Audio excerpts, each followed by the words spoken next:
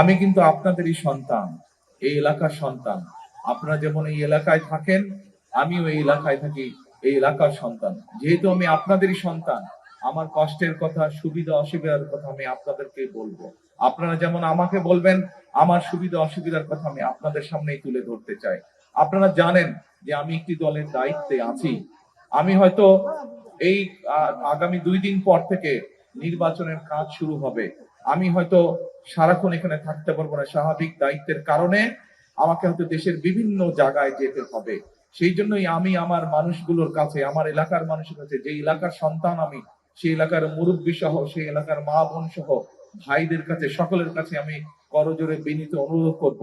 আমি যেহেতু আপনাদেরই সন্তান, এই এলাকার মানুষ আমি আপনাদের মতন, কাজেই আমার কথাগুলো এই এলাকার যে মানুষ আজকে এখানে আসতে পারেননি, আমার হয়ে আপনারা সেই কথাগুলো দয়া করে তাদের কাছে পৌঁছে দিবেন ইনশাআল্লাহ। আমি কি আমার ভাই বোন মা বোনদের কাছে এইটা প্রত্যাশা করতে পারি? ইনশাআল্লাহ, ইনশাআল্লাহ। আর কথা হচ্ছে একটাই, আমরা এই এলাকার মানুষ, আমরা যদি সকলে, আপনারা যেরকম বহু মানুষ এই এলাকায় ছোট থেকে বড় হয়েছেন, আমিও এই এলাকায় ছোট থেকে বড় হয়েছি।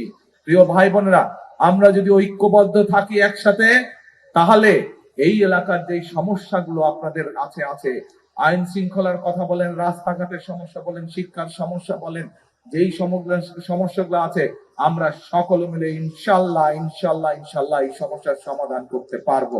আপনাদের উপরে কেউ যদি কষ্ট দিয়ে থাকে, কেউ যদি অত্যাচার নির্যাতন করে থাকে, তাদের বিরুদ্ধে আমরা শাস্তিমূলক ব্যবস্থা গ্রহণ করতে পারবো।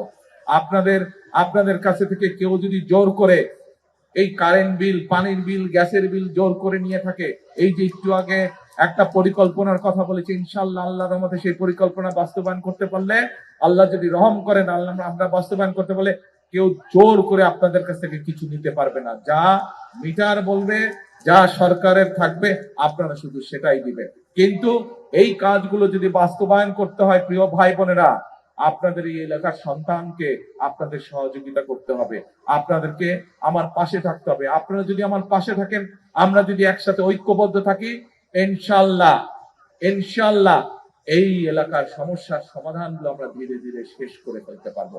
আবারও আমি আমার এলাকাবাসীর কাছে, আমি আমার ভাই বোন মা বোনদের কাছে আবারও সহযোগিতা কামনা করে আমার বক্তব্য শেষ করছি।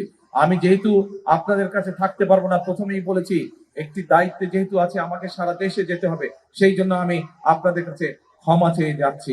আমার হয়ে আপনারা আমার পাশে থাকবেন, আমার হয়ে আমার কথাগুলো আপনারা এই এলাকার সকল মানুষের কাছে দয়া করে পৌঁছে দিবেন, সেই প্রত্যাশা রেখে আমি যাচ্ছি। ইনশাআল্লাহ আবার দেখা হবে আপনাদের সাথে, আবার কথা হবে আপনাদের সাথে। এরপরে আমরা একসাথে কাজ করব এই এলাকার সমস্যার সমাধানের জন্য ইনশাআল্লাহ। আল্লাহ হাফেজ।